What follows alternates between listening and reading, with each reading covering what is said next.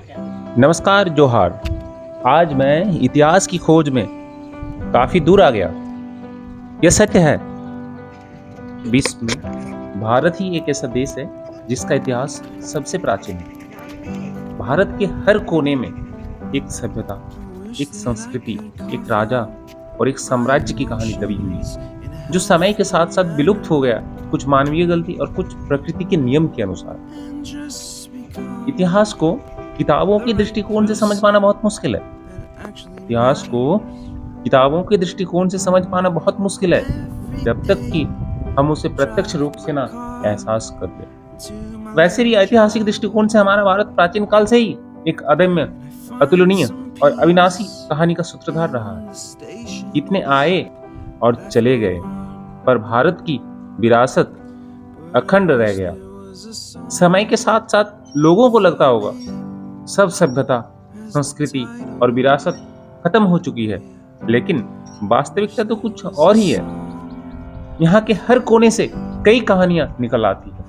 प्राचीन सभ्यता के दीवारों पे लगे हर ईंट अपने अंदर एक अनसुनी, अनकही कहानी दबा के रखी है। ऐसे ही एक प्राचीन सभ्यता जो बौद्ध धर्म या बुद्धिज्म को एक बृहद पहचान देता है, वो है वैशाली का पुरातात्विक स्थल। वैशाली एक प्राचीन नगर है जो कि बिहार की राजधानी पटना से 65 किलोमीटर उत्तर पे स्थित है।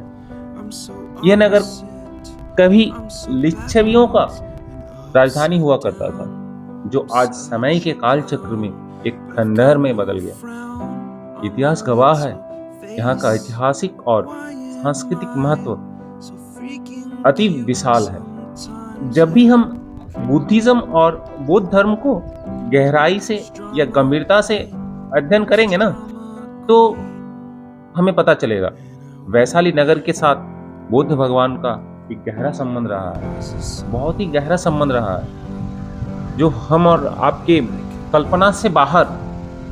इतिहासकारों के अनुसार भगवान बुद्ध ने यहाँ पे अनेक बार उपदेश दिया और यहीं पे पहली बार महिलाओं को संघ में प्रवेश करने की भी अनुमति मिली थी।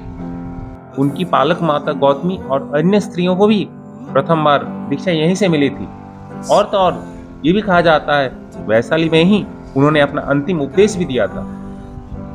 माना जाता है भगवान बुद्ध के महापरिनिर्वाण के बाद उनके अस्थि अवशेषों का विभाजन 8 भागों में हुआ था। माना जाता है भगवान बुद्ध के महापरिनिर्वाण के बाद उनके अस्थि अवशेषों का विभाजन 8 भागों में हुआ था, जिनमें से एक भाग लिच्छवियों को मिला था और उन्होंने यहाँ स्तूप का निर्माण किया, जो हमारे समक्ष अभी भी खड़ा है। समय के साथ साथ यह स्तूप की आकृति भले ही ह्रास हुआ, लेकिन इसका ऐतिहासिक महत्व कभी कम नहीं हुआ। आज भी इस स्तूप की हर ईंट चीख चीख के अपने अंदर की कहानियों को बयां कर रही है।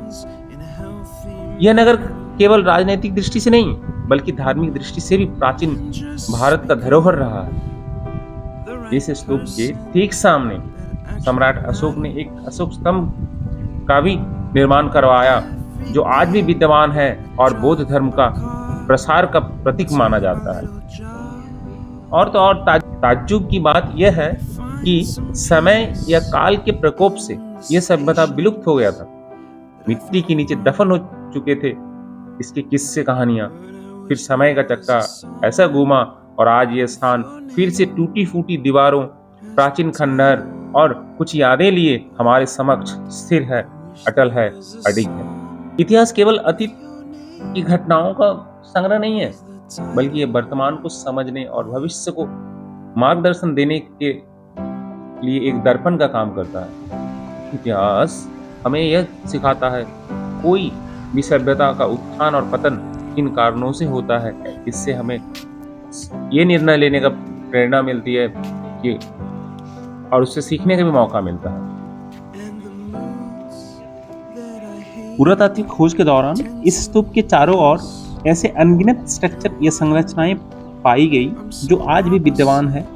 उनमें से जो प्रमुख है वो है कुटागार शाला और स्वस्तिका विहार, जिसकी गठन और संरचना एकदम स्वस्तिक के आकार का है, जो हमारे एंशियंट रिच हेरिटेज को दर्शाता है। अशोक स्तंभ के पीछे एक कुंड का मिलना हमारे प्राचीन भारत की पानी की व्यवस्था को भी दर्शाता है।